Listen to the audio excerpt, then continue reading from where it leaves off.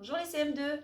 Aujourd'hui, nous allons découvrir comment multiplier un nombre décimal, c'est-à-dire un nombre à virgule, par un nombre entier, c'est-à-dire un nombre sans virgule.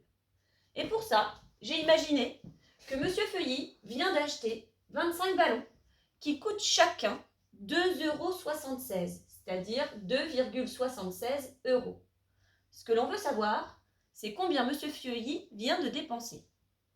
Vous êtes bien d'accord qu'il va falloir répéter 25 fois la quantité 2,76. C'est donc une multiplication que l'on va devoir poser. 2,76 multiplié par 25. Et là, vous constatez que dans la multiplication, contrairement à l'addition, contrairement à la soustraction, on n'a pas besoin d'aligner les unités sous les unités ou les dizaines sous les dizaines.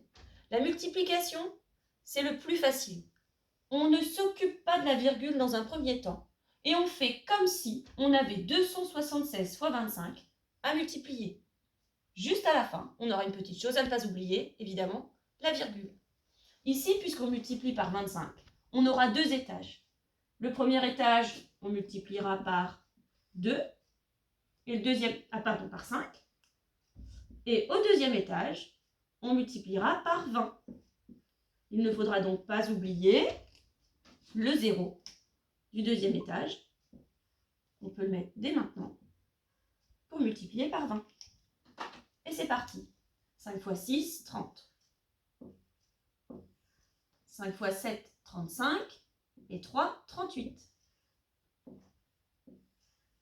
5 fois 2, 10 et 3, 13. Mon premier étage est terminé. Deuxième étage, je vais multiplier par 20. Je mets donc mon 0 et je commence. 2 fois 6, 12. 2 fois 7, 14 et 1, 15. 2 fois 2, 4 et 1, 5. J'additionne mes deux étages. 0. 8 plus 2, 10. 5 plus 3, 8 plus 1, 9. 5 plus 1, 6. Et là, c'est la seule chose à ne pas oublier. Nous avons un chiffre, deux chiffres après la virgule. Eh bien, un chiffre, deux chiffres, et je place ma virgule. Et je peux lire le résultat. Monsieur Feuilly dépense 69 €. Ces deux zéros après la virgule sont inutiles. Si nous avions eu 45, eh bien, ça aurait fait 69,45. Donc la seule chose à bien penser les enfants lorsque vous posez une multiplication à virgule, eh bien, c'est à compter le nombre de chiffres qui se trouvent après la virgule pour mettre votre virgule dans le résultat. Voilà.